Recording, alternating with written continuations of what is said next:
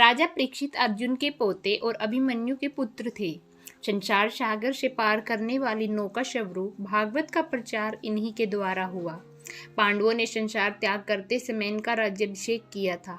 इन्होंने नीति के अनुसार पुत्र के समान प्रजा का पालन किया। एक बार राजा परीक्षित आखेट हेतु वन में गए।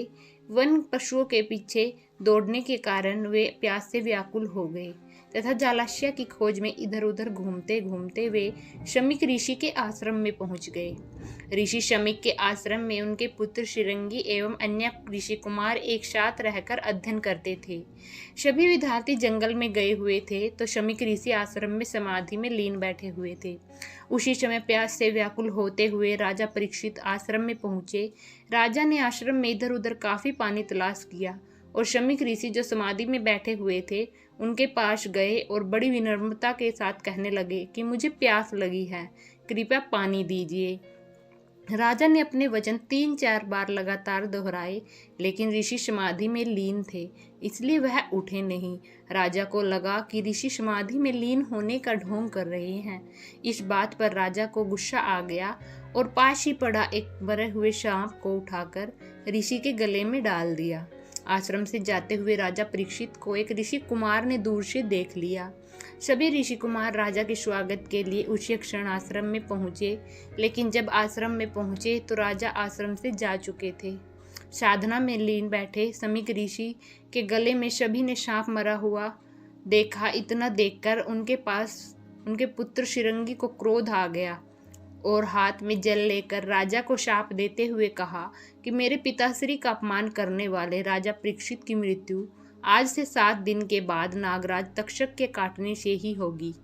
इस बीच अन्य ऋषि कुमारों ने शमीक ऋषि के गले से मरा हुआ सांप निकाला। तभी शमीक ऋषि की साधना टूट गई। जब ऋषि शमीक ने उनसे बात पूछी तो उन्हें सारी बातें विस्तार से बता दी गई। उनकी बात सुनकर शमीक बोले, बेटा, एक साधारण से अपराध के लिए राजा परीक्षित को सर्पदंश से मृत्यु का श्राप देना उचित नहीं है। यह बात बहुत बुरी है, यह हमें शोभा नहीं देता। बेटा, अभी तुम्हें इन बातों का ज्ञान प्राप्त नहीं हुआ, इसलिए तुम ईश्वर की शरण में जाओ और अपने अपराध की क्षमा याचना करो।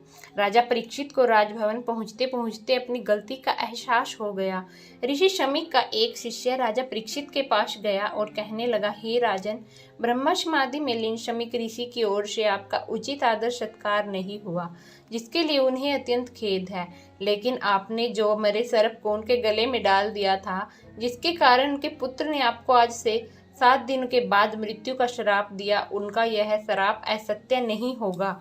अतः आपसे निवेदन है कि आप अपने इन 7 दिनों तक सच्चे मन से ईश्वर की आराधना में लगाएं, ताकि मोक्ष मार्ग का आपको रास्ता मिल सके।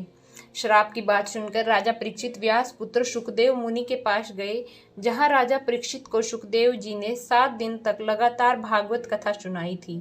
तभी से पुण्यप्रद श्रीमद् भागवत कथा 1 सप्ताह यानी 7 दिन होने की प्रथा प्रारंभ हो गई। वीडियो को लाइक करें, चैनल को सब्सक्राइब जरूर करें और वीडियो को शेयर करें। Thank you.